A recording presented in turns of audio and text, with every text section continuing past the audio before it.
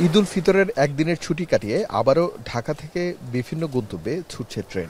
ঢাকার Kamalapur rail station থেকে শুধু আন্তনগর ট্রেনগুলো ছেড়ে যাচ্ছে। একই সঙ্গে এদিন শুরু হয়েছে ঈদের ফিরতি ট্রেন যাত্রাও। বান্ডেল থাকলে প্রতি সেনমানিতে টাকা বাঁচবে। বিকাশ সেনমানি বান্ডেল কিনে জিতুন প্রতি লেনদেনে। কমলাপুর ঘুরে দেখা গেল অনেকেই ট্রেনের জন্য বসে আছে, কেউ আবার ছুটছে গন্তব্যের ট্রেন ধরার জন্য। ছুটি কম, এর কারণে এই যে আজকের দিন চলে এসেছি। কালকেতে হয়তো আপনার 6 তারিখে তো অফিস খোলা, তো আমি যাব আর একজন যাবে বাড়ি। কষ্ট হলো, ফ্যামিলির সাথে ঈদ করছি, আনন্দ লাগছে, আবার কর্মস্থল হওয়ার খুলে যাচ্ছে, তাদের চলে আসলাম। পরিবারের সাথে ঈদ করতে বাড়ির পথেও ছুটছেন অনেকে, কেউ আবার বেড়াতে যাচ্ছেন আত্মীয়ের বাড়ি। আমার বাড়ি হচ্ছে সোনারগাঁ নারায়ণগঞ্জ মোগরাপাড়া চৌরাস্তা। আমি আর কি আমার শ্বশুর বাসায় যাইতেছি বউ নিয়ে। ঢাকা আসছিলাম আর কি, ওই বোনের বাসায় যেতেছি আর কি। ঈদের দিন প্রিয়জনের সঙ্গে কাটিয়ে কেউ কেউ ফিরতে শুরু করেছে রাজধানীতে। তাদের মুখেও স্বস্তির ছাপ। রেলপথে নেই শিডিউল বিপর্যয়, অতিরিক্ত ভাড়া নেওয়ার অভিযোগ।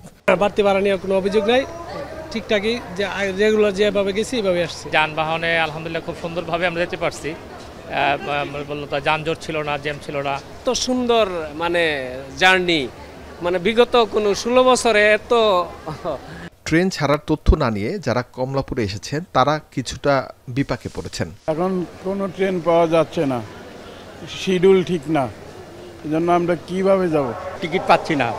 অনলাইনেও টিকিট কাটছিলাম, কিন্তু অনলাইনে হচ্ছে না, একটু ভোগান্তি আর কি। এটা রাজধানীগামী ধূমকেতু এক্সপ্রেস ভোর 6টায় ছেড়ে গেছে। সকাল 7:15টায় 11 সিন্ধুর প্রভাতী, 7:30টায় তিস্তা এক্সপ্রেস, সকাল 7:45টায় মহানগর প্রভাতী সহ বেশ কয়েকটি ট্রেন কমলাপুর ছেড়েছে।